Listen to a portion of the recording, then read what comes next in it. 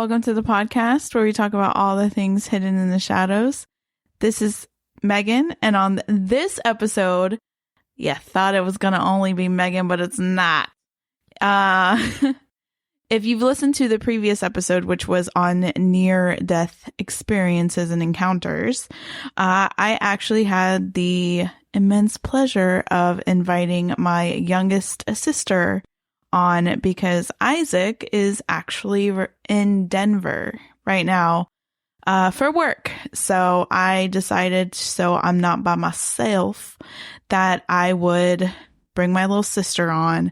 And so we covered near-death experiences in the last episode, but I thought it would be really cool because she has been with me, obviously, from the very beginning, experiencing some of the same things that I've experienced and been able to live in the same houses that I always talk about here from my encounters. So yeah, I thought I would bring her on so she can tell a little bit about her story and then a little bit about like just random things in the paranormal that she likes to talk about. She's not super huge in the paranormal, but she does like it. And she's more into the spiritual side. So yeah. Hey, how's it doing, Gwen? Good. I don't know why I said how's it doing. This part of the episode, or this episode in particular, is going to be very, very chill, very laid back. We're actually doing this before near-death experiences, like recording wise. So it might be a little wonky. Plus, she's got similar DNA as mine. So I'm wonky. She's going to be wonky. Anyways, okay, this is okay. So Gwen, how's it feel to be on the podcast? I feel like a celebrity on the red carpet being interviewed. Really? Yes. Oh. It's a good atmosphere. Is it because I have this little swivelly arm thingy holding my microphone? Yeah, you have a special little microphone. Mine's not cool like that. I know. You know why? Because Isaac's not here. When it's me and him, he gets the swivel arm thing.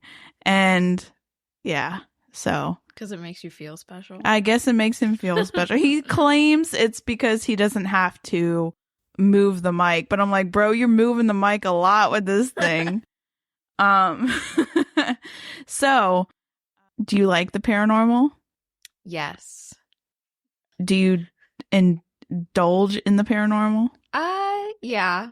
Yeah, I think so. You watch like documentaries. Well, she's a true crime junkie too. Yeah. But I especially like things that are very more mysterious. Yeah, like missing for like that is crazy. Like people getting like swept up by like cryptids and stuff. Yeah, she's very much into, I would say, the mysterious side, not so much the darker side, because I feel like no, that freaks me out. I'll piss myself when you start talking about possessions. That's where I leave. Demonic stuff. She's like, like I've tried doing ghost tube before because she essentially stayed in the podcast room. And especially at the very beginning of our podcast, she was actually in the room when we were recording sometimes. I would whip out ghost tube because I'm feeling like something is like channeling in. And she's like, nope, not my room. No, thank you. Have you ever experienced anything crazy in the podcast room while living here? Do you mean like during the podcast or like just involved with the... Just involved with the room. Like, have you ever... Yeah. So my entire time while I stayed here, like every time I was going to bed or just in this room where you film the podcast, like I would always get this weird feeling like I was seeing, we have a Minnie Mouse doll that would be on top of a like little like hutch cabinet thing. And I always swore like every night I don't know if I saw it moving or just felt like I saw it looking at me. But when you just get that really uneasy feeling? The fight or flight. Yeah, and I would feel that all the time. And some nights I wouldn't feel it so much, but some nights it was like overbearing. And I believe later on, after I moved out, you and Isaac, like you said, without me telling you anything, that you felt something coming from it. So what happened was we were actually, because her and my parents had moved out of the house, And we were like cleaning the room, like reorganizing it and stuff like that, because immediately before her, my sister lived in this room, and she's the middle child. And so she moved to Texas, and then that's when my parents came and lived over here. And so she got the room. So it was like bam, bam. And the Minnie Mouse, like stuffed animal doll thing was actually my sister's, my middle sister's, or our middle sister. I have the worst like tendency of putting when talking to like my sisters. So I'll say like my mom, and it's like our mom. So anyways, so we were cleaning, and I was like, I'm getting something, like it's not good. It's not good. And I noticed my grandmother, she was staring at the doll. Like she would stare at the mini, and I was like, Grandma, you getting something? Like, what's going on? And she was like, I don't know. Like, I don't know. And so she just put it up on the shelf. And then I remember I came back in here one time, and I was like, you know what, let me turn this ghost tube thing on. So I turned it on, and like it was coming from the closet. And I've always said that like in this room, the mirror and then the linen closet that we have in the hall is like connected, and there's like some portal stuff like going on. Especially when we first started the podcast. Me and Isaac have worked and was able to like close it, but I always felt like stuff came from either the mirror or that little closet. I used to get freaked out too when like the kids would go hide in that closet. Yeah. Like don't do that. That's Sixth Sense stuff. Like don't do that. Like you're going to get locked in there. And so I again was getting pulled towards the Minnie Mouse doll, and I was like, really, Minnie Mouse? And so then I got Isaac, and I was like, Isaac, feel this, because we specifically went and felt all my grandma's porcelain dolls just to make sure none of those had anything. And so he was like, no, they're fine. And then we went to the Minnie Mouse doll, and he was like, yeah, what the heck? And he pulled it. And then after that, it was fine. But I remember texting Gwen, like, you ever get any weird jives from that Minnie Mouse doll? When you sent me that, it was like heart stopping. That's crazy, because like, what are the chances? Because let me tell you, it's not like there's one or two dolls in this room. Yeah. There is a lot. There's a lot. And our grandmother loves knickknacks. I mean, there's a lot of stuff in here. So for her, out of everything that was in this room, to pick out the one thing that was like creeping me out is crazy. And I think with our family in general, because I always talk about this on the podcast, is like, you know, all of us kind of like have something ability wise. Like my grandmother, my mom, I have it. And then Gwen, I even think has it. She just like is like, I don't know about diving into this. Like I'll stay on the spiritual side, but I don't know. But, and then I even think Phyllis, my sister, has it. The middle one, not the middle one, but the middle child, for essentially. Most of our childhood, the middle one. Yeah. I think she has stuff. Even my brothers, I could say, like, they, if anything, bare minimum, dead on with the intuition. So I'm going to lead into that by saying, Gwen, what has been the creepiest house that we've lived in your opinion? Okay, this is an unpopular opinion amongst our family members, but I honestly would argue the creepiest, or I would say the house that I saw the most activity, maybe perhaps because I was younger, would definitely be the one in San Antonio. So that one is not the Spring Branch house. No, it's not the Spring Branch house, but it's the one we lived in right before the Spring Branch. So that was the house I've mentioned, just so people can reference what house we're talking about. That was the one, if you're in the San Antonio area, it was in the Stone Oak area, which is, I think, what is that, like North San Antonio? Yeah. Yeah. Gwen, you had to be like, what, 5 maybe? Yeah, we moved there when I was 4.5, 5, and we stayed there for a couple years. Yeah, it was a while. That was the house where I think I've told the story where I was like on the computer and I saw the Victorian girl, the colonial girl, go down the hallway. That was also the one where I was sleeping, sleeping on the couch, and I felt I heard the little kids laugh, and I thought it was you, and it wasn't you, and it was I heard them run away, but I actually felt being touched. That was also the house where, I don't know if your friend Becky, remember San Juana's daughter, was in Phyllis's room. Yes. And she was like, oh, Waha face. And we were like, well, what's a Waha face? And then her sister was like, oh, that's normally like a skeleton or like a dead person. Like, that's what she calls it. And she was pointing underneath Phyllis's bed. Yeah. I think too, like, we would get like violently sick too. Like, when we would get sick, we would get really sick. Like, I remember the projectile vomiting and stuff like that. It wasn't anyway. I think the sickness and like the actual influence of the stuff wasn't as bad as that Spring Branch, but seeing stuff was. Yeah, no, like I said, it could possibly be because I was younger, because they do say like when you're younger, you know, you have a much deeper connection with like the spiritual realm. But I would say for Spring Branch, it was much more clairaudience, like auditory things. But with the house in San Antonio, it was definitely seeing things, because so many things like from that time, like literally have not left my memory. Yeah. You want to tell one? Yeah. So one in particular that, or I should say two in particular, that stayed with me my entire life and gave me like fears of certain things. So the reason why I'm afraid of mirrors and the reason why I'm afraid of hallways is, well, the first one, the mirror. I remember, baggage trivia about me. I was always a scaredy cat and I never slept by myself. No. Never, even until I was a teenager. Never slept by myself. But I actually had that problem too. So we met in the middle. We were like, you're scared, I'm scared. Let's just sleep in the same room. Yeah, so you would always sleep with me, and we had that huge couch in our living room. And for some reason, I don't know why we decided to sleep there. Maybe because there was a big TV out there. But I just remember you told me like, hey, wait right here. I'll get some stuff for like us to chill out and it'll be fun. Just wait a second. Let me get another blanket. And I remember when I was a kid, I just got this really overwhelmingly bad feeling. And I can't even remember why, but my first instinct was to hide under the comforter.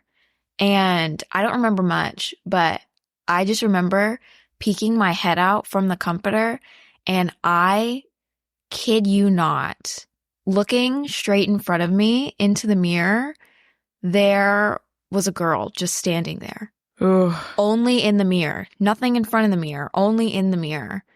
Yeah. And that memory has never left me.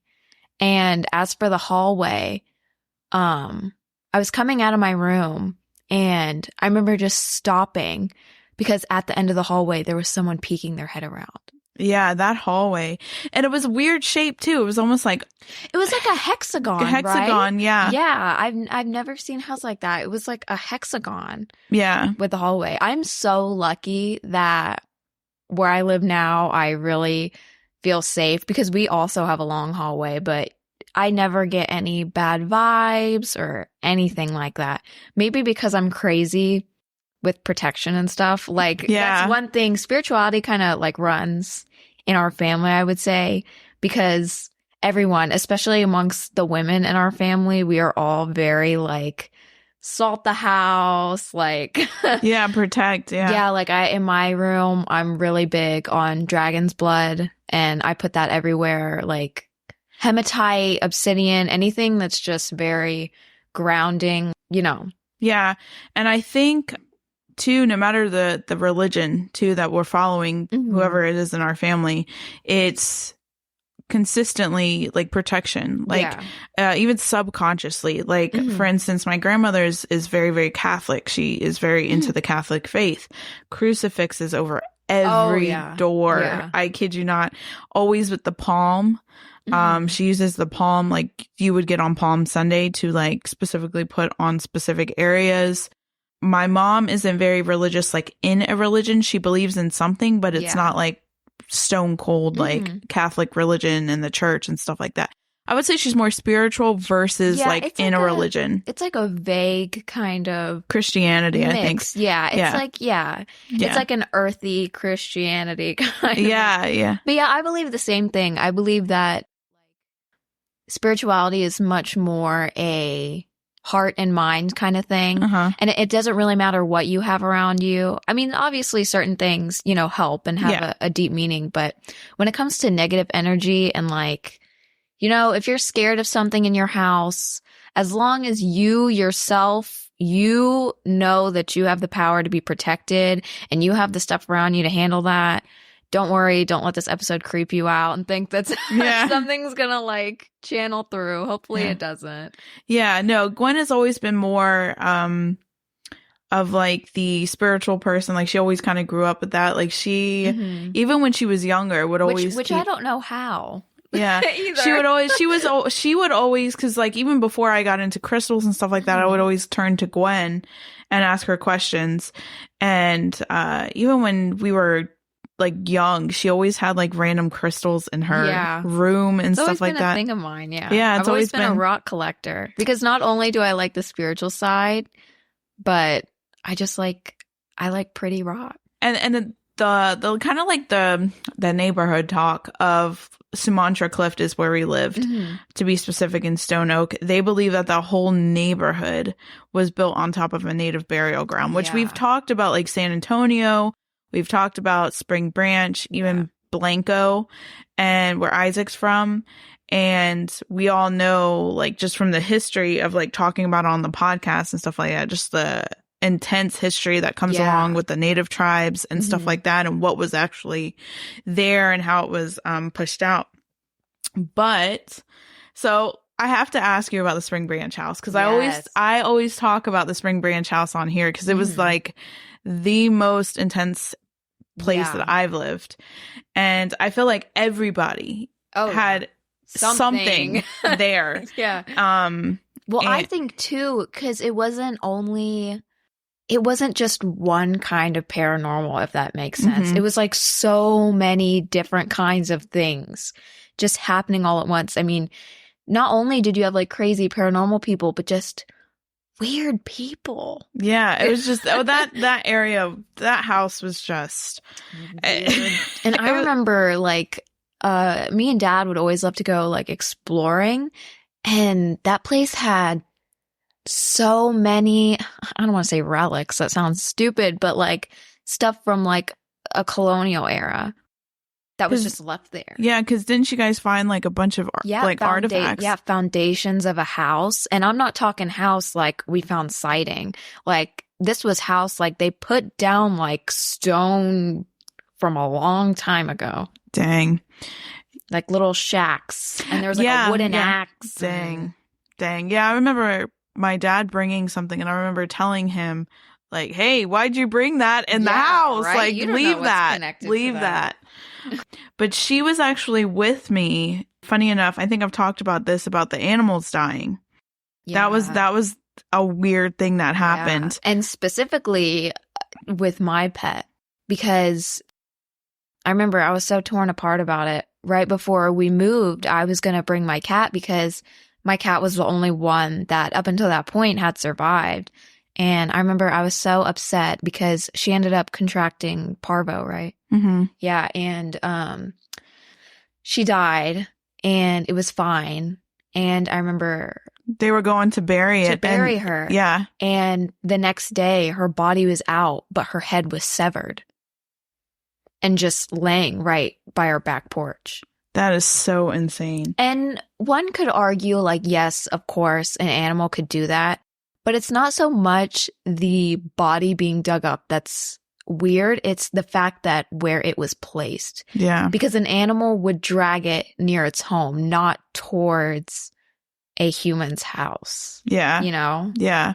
And then, too, we also had the issue, too, I think, where, remember, we had all the puppies and they were just dropping dead. Oh, yeah. And, you know, I had a friend at the time that was training in like to be a veterinarian assistant. I remember she came by and she was like, I don't know what this is. Yeah. I have never seen anything like that before in my life. And the woods was I think the woods, you and Dad would go all the time. But that was just a creepy place in general. I never liked, and I've talked about it on here, that one house, but that valley, do you remember like when you go past the house, I never liked that little like house, the vacation house that was there. But when you go past, it had that open valley. It looked like something out of Twilight. Oh, yeah. Remember? No, I remember. I actually don't think you were there. It could have been after you moved, or maybe you just weren't present because you were working. Yeah. But I remember one time when me and Dad went exploring back there, there was a bunch of cows trapped in the mud. Oh, wow. And honestly, I think they died. Oh, dang. In that valley, the water would run in there, but at the times when there wasn't a lot of water and it would soak into the ground, it would become almost like quicksand because the mud was so deep. And I remember me and Dad went out there one time because we heard like, it was a horrible sound. I mean, I don't want to say screaming, but yeah, pretty much. And there was calves stuck in the mud. Oh, man. I didn't even know that. Yeah. And, rumors, I'm just going to say alleged rumors. There was also things said about the people who owned things back there. And it was just general talk of the town that they were a little shady and strange. Oh, dang. So, yeah. Yeah. There was a lot. I still will never forget. I think I may have touched on this on the Spring Branch episode, but honestly, there's so much that I literally, I probably didn't have a list of everything, but I specifically remember too about my mom. I think I mentioned this, but didn't go into detail, but I remember my mom getting sick a lot when she was there. Like she had the constant fever. I say my mom, but it's our mom. Yeah. We are related. Yeah. So I remember she got really sick, and I remember she had where her teeth were starting to like chip and fall out, and they did not know what was going on. Yeah. My mom now you have me saying my mom, our mom, even confessed to me like not many times in her life has she thought that at all, but I mean, she thought she was going to die. Yeah. When she got sick. She 100% thought that. Yeah, because she had a permanent fever, and they could not tell me tell her what the heck was going on. I mean, not only that too, but that house is also where she got in her accident. Accident? Which one?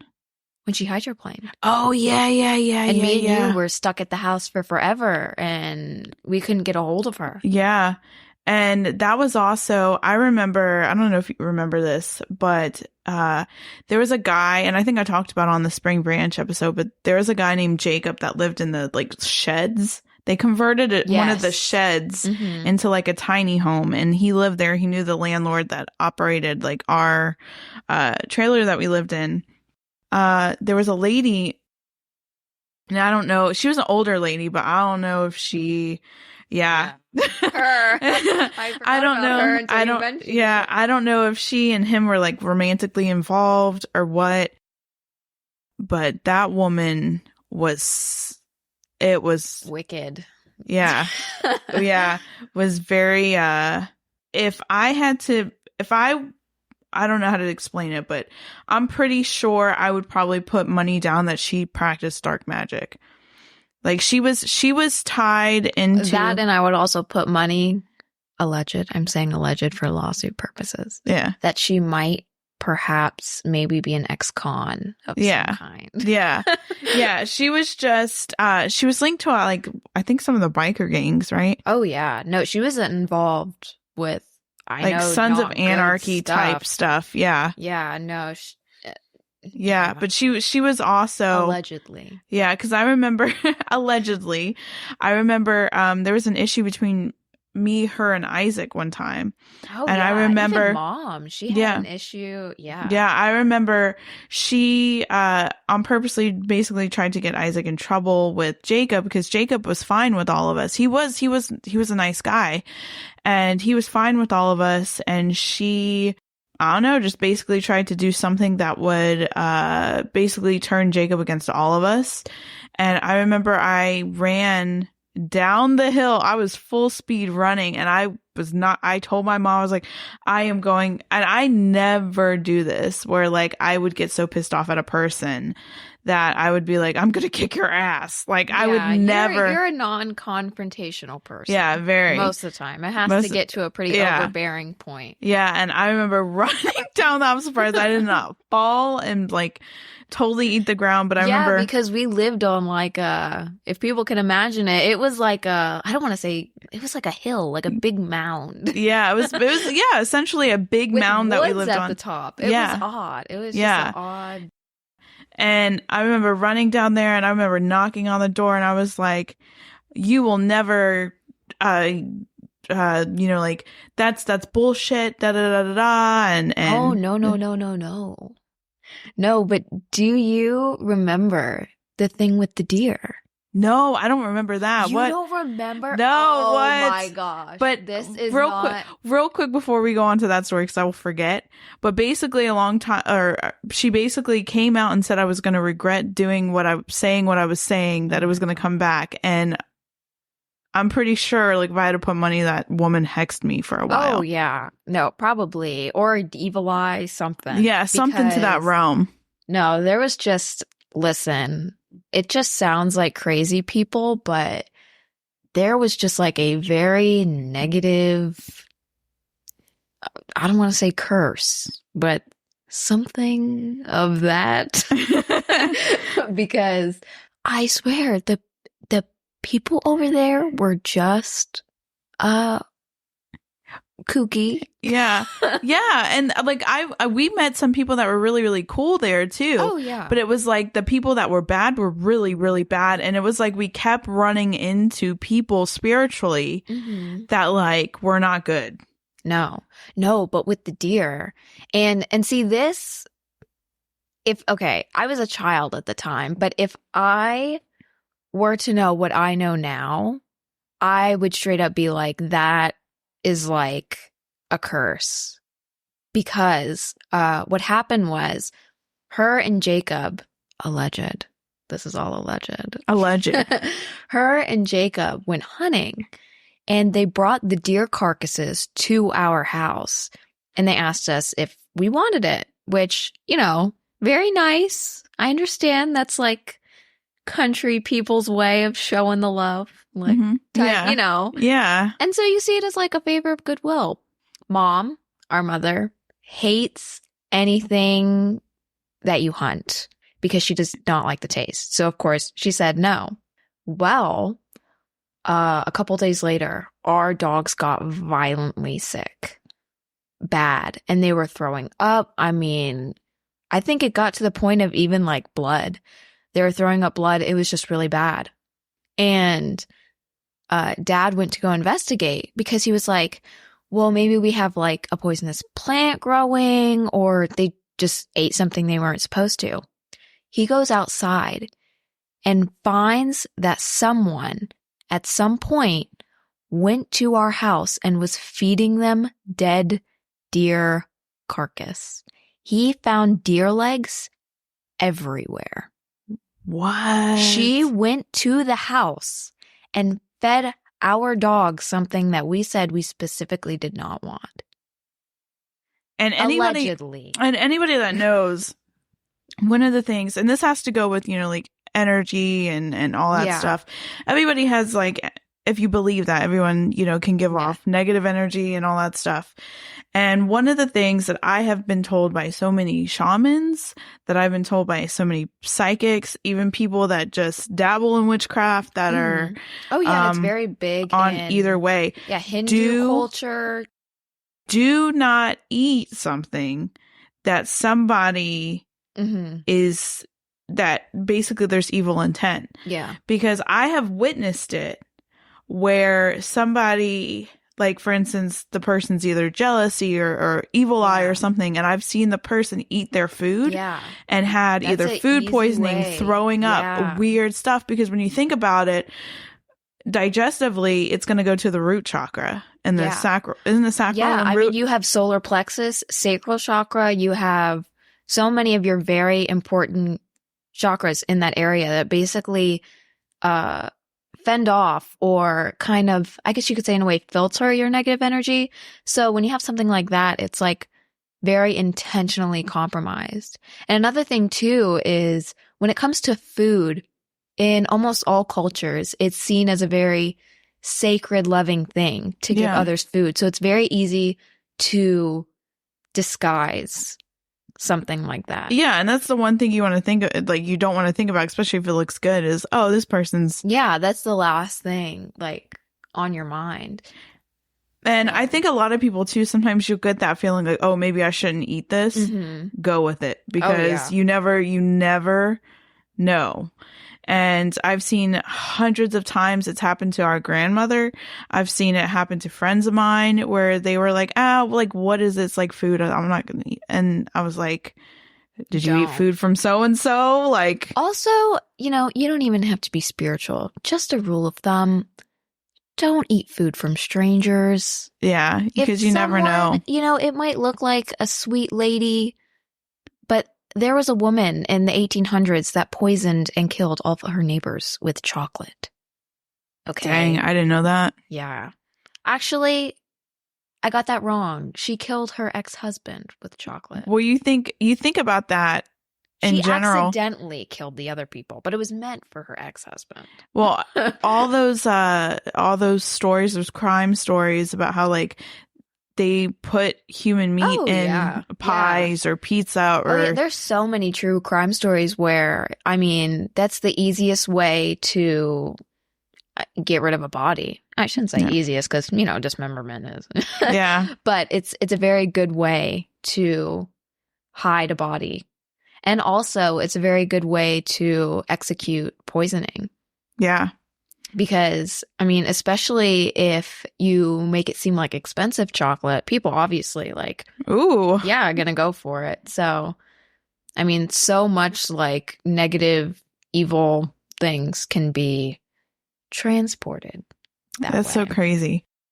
Any other paranormal experiences you want to talk about while you have the mic? Oh my gosh. I have to sort through because there's so many things. Okay, well, while we're on the subject of the Spring Branch house, I'll keep going there. I remember I was little and I was one of those kids that loved building forts. That was like my safe she haven. was. Yeah, she definitely was. Forts. I loved getting pillows and everything. And I remember one time, I believe the only ones that were home was the women in the house. It was my mom and you and our other sister. And I was in my fort just messing around and no one was near me because I believe you guys were all shut in your room. And I decided, hey, I'm going to play in the living room. I remember when I was sitting down, I just got this weird feeling and I froze. They say fight, flight, or freeze. Yeah, I was just frozen.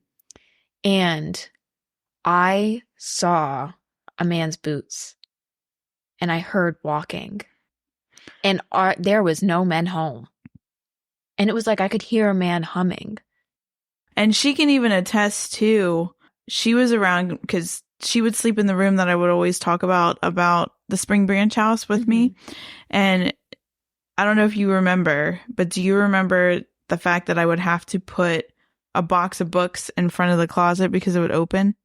Yeah. But don't you remember we would always hear boots down the hallway? Yeah. Because basically my parents, because I was, I don't know, they had an agreement with me that basically I would have the other side because I was working at the time. So I basically paid for all my stuff and I had half of the house. It was kind of it was a bathroom, 2 bedrooms down there plus Gwen's bedroom. And basically they said that can be my little area because it was totally separate from the rest of the house. There was a good chunk of hallway. Oh yeah. And plus our little, movie theater room. Oh yeah, which was very dark. Yeah, no windows, completely shut in. Yeah, that house was just super creepy. Did you ever experience anything on William Street, the one that here? You were young. Too young. I only have a very few memories from that place, and honestly, it's just playing outside. Yeah, and when I got a wasp on my jacket. Yeah, but so Gwen does dive into some pretty interesting paranormal stuff. She's the one that told me about Missing 411 because I wasn't like, I didn't know about it. I kind of knew about it, but I wasn't. So for those out there, can you tell them a little bit before we dive into this what Missing 411 is? Yeah. So I found it from it is actually a book. Many people don't know that. They think it's just a vague subject. It is actually a book. I cannot remember the name of the author. I'm so sorry. But it's a huge book, and he basically compiled all of these very strange cases that were completely unexplained into one really big book called Missing 411. And essentially, it's this very strange phenomenon where these people just go missing without a trace. And a very, very good number of them is children. But the strange thing about a lot of these cases, too, is the children will go missing for a prolonged period of time. And some of them are actually brought back completely unharmed. Because I remember I've read one story where, like, the people that were searching for this kid, like, they couldn't explain why, like, their pajamas were perfectly intact, how they even got to where they went to, and all of that stuff. And sometimes they're found in caves, sometimes, and the kids are normally like, hey, what's going on? Like, they found a little girl on a little tiny island in the middle of a swamp. What? How would she get there? She can't swim. That's so crazy. And the craziest thing is, almost all of these children explain being kidnapped by the same creature. They just explain it as being very big and very black, almost like a black bear, but bigger. And some even say that it flew. Dang. And there's some correlation with national parks with that, right? Yes, there is actually very interesting if you want to look it up. There is like underlying caves that, like, I guess you would say, what would you say? Not coincide, but if you put a map of these caves over the spots where people predominantly go missing, it lines up. Ew. And so people think that creatures or something of some sort is kidnapping people through these caves. Would you stay at would you go in a national I would never go to a national park to begin with. Like, you hear people, not even for cryptids or whatever, but people get eaten by crocodiles.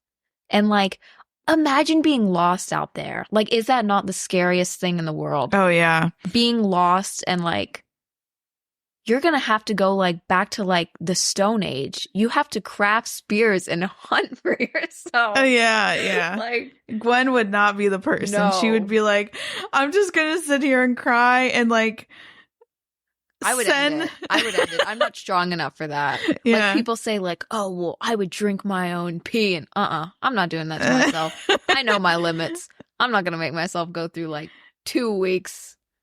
Yeah. So you don't like woods in general? It's so strange because the woods is like my safe place, because I've always felt a very strong connection with like trees and like anything like that. She's always been that way. We always joke. Always so like what do you call it? Like nature. Yeah, like you're even into like the whole like fairy stuff. Yeah, like nymph, fae, like anything like that. I love stuff like that. I think it's so cute. Like little mushroom people, like, you know. Yeah. But at the same time, like, some woods are just, maybe because it's kind of a place where it's almost like the dark and you can't see because of all the foliage. Like, if you've ever seen the movie The Ritual. No, I have not. Oh my gosh. It's essentially, I'm not going to spoil it, but it starts off with these group of men being followed around by a cryptid creature. Oh, dang. And yeah, it is very, very freaky. Would you be more curious? Would you be more freaked out by seeing like a cryptid type creature or encountering something demonic? Oh, definitely demonic. 100%. Because a cryptid creature, if you think about it, not to offend all my cryptid enthusiasts, so I'm so sorry if I'm about to say something controversial, but if you think about it, a cryptid's just like an animal. I mean, I'm sure at one point someone looked at a horse and was like, oh, by the gods, what is that? You know, and got freaked out. Like, imagine seeing a shark for the first time. Yeah, that's like, you're gonna shat yourself. Yeah. You are gonna be so Why has it got so many teeth? Think of a squid. What the hell is a squid? Yeah, that's true. Like, so I mean, we sit here and we're like, oh, Sasquatch, that doesn't exist. But you think about it, that is not a crazy idea at all. No. To think, oh, like an ape. Yeah. Like, how is that a crazy idea? Like, yeah. Like, you know, people sat there and said like, oh, giant squid doesn't exist for forever. Look, didn't a Japanese researcher just film one like a couple weeks ago? I think so, yeah. So it was like 200 feet or something. You know, so I find the cryptid paranormal much more interesting, and even aliens. Yeah. I'm an alien. Oh, yeah, that would make sense. Yeah, she's all into like the abduction stories and stuff like that. It's so interesting. See, like, here's why I think. Because when it comes to like ghosts and like demons and spirituality and stuff, I am very familiar with it. Mm-hmm. And I think the reason I like the cryptid paranormal a lot is because there's such a sense of mystery. Yeah. You know? So it's just very interesting. Yeah. And so many of our experiences are with the paranormal that's more on the dark side. So I wish we had more experiences with like the cryptid side, because I feel like we have like no cryptid stories. Yeah, I don't think I have. No alien stories. Like, yeah.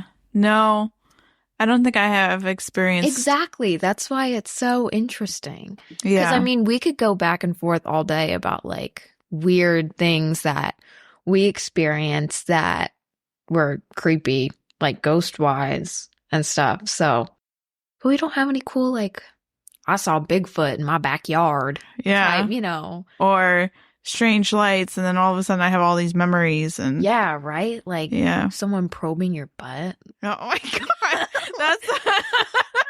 No, like, that's what that is. Oh, yeah, I guess, yeah, there has been abduction stories with or, like, that. People say they got pregnant by an alien. That is... Could you imagine that? Giving birth to, like, E.T. or something? That is... Like, that would be crazy. That would. So, we are approaching our time limit. So, we're actually recording this one first, then near-death experiences, because I wanted Gwen to get familiar with the audience and familiar. Atmosphere. Yeah, familiar with, you know, being comfortable talking about stuff. So, if you haven't listened to the near-death experience episode, which is right before this one, definitely go check that out. And so, do you have any final words? What's a paranormal subject you would like to see us cover on the podcast that we haven't already? Oh, that's hard because you guys have covered so many things. Oh, there's so many things. I got her on the spot. I got that question. You know what is interesting, but also not interesting at all? So I'm so sorry, viewers. Don't attack me if this is like the most boring subject in the world. Yeah. You mean listeners? Because this is audio, not video. You know what? It was a general... Be quiet. But have you ever thought of like comparing how different cultures and societies thought the world was going to end? Oh, that's a good one. Putting your opinion on it. That's interesting. Like, there's a lot of similarities between...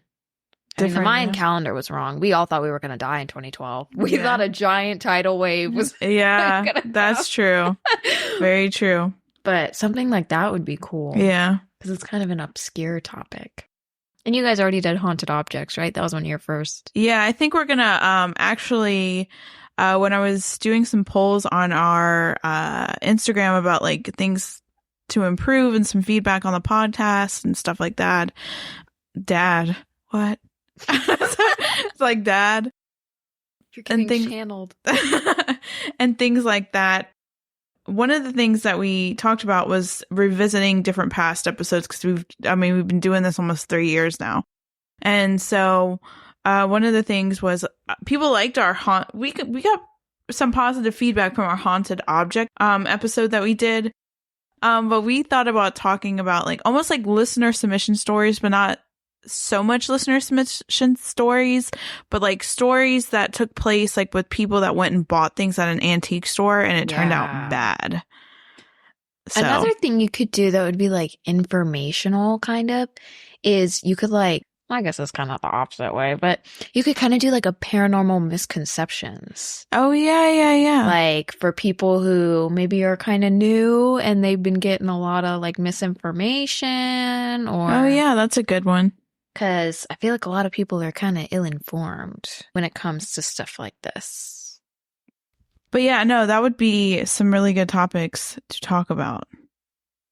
With that being said, that kind of ends this episode. So I think Gwendolyn, I don't know why I almost butchered my own sister's name.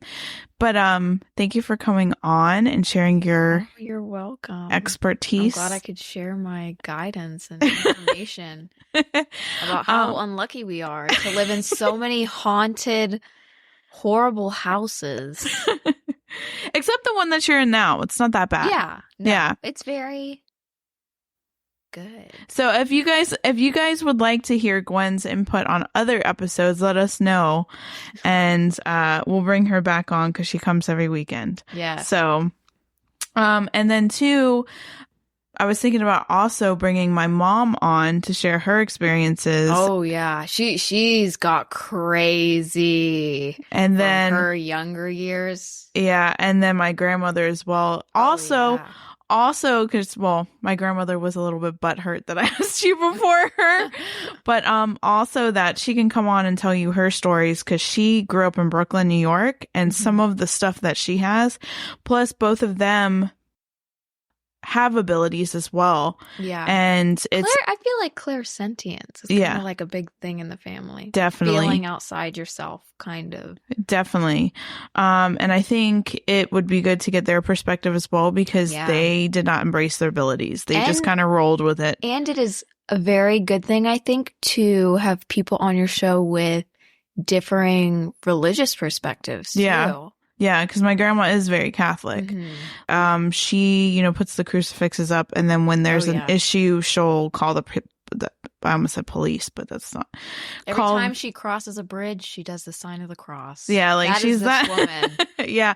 So she is very, when she was having issues here one time, funny enough, the thing she saw was leaving the podcast room. So she can tell that story. But she's also the one that experienced, I think I've told the story where she was in church and the person was like growling and being weird and went after the priest. Yeah. So she has a lot of stories, and it would be interesting to hear her. Plus my mom, who she was raised in a very Catholic home because of my grandma, and she kind of rebelled against it. Yeah. So you can kind of hear her influence and her stuff with her abilities too. It'll be, and plus too, generational. Because I think, obviously the time our grandmother grew up in was different than when our mom, because like our mom was like the 80s and the late 70s, and grandma was the 30s. So, I mean, 30s and on. So she got to experience all of that. So if you guys want to check us out on social media, our Twitter is at Hiddenintheshadowspodcast. Our TikTok is at Hiddenintheshadowspodcast 2. Who has Podcast 1? I don't know, but it's kind of weird. Instagram, Hidden in the Shadows. Facebook, Hidden in the Shadows. You can always listen to us and find links to everything on hiddenintheshadows.com, hiddenintheshadowspodcast.com. We also have a YouTube channel if you ever want to check that out, where you can find, if you're listening to this on like a podcast thing, we also have like an actual YouTube channel where you can listen to our episodes, and hopefully sometime down the line we will be doing video podcasts. So you're not too far off when you say viewers, because who knows? Yeah. You're not too far off. They are viewing the audio clip. They are viewers. Yeah. So yeah, we'll catch your weirdos in the next one.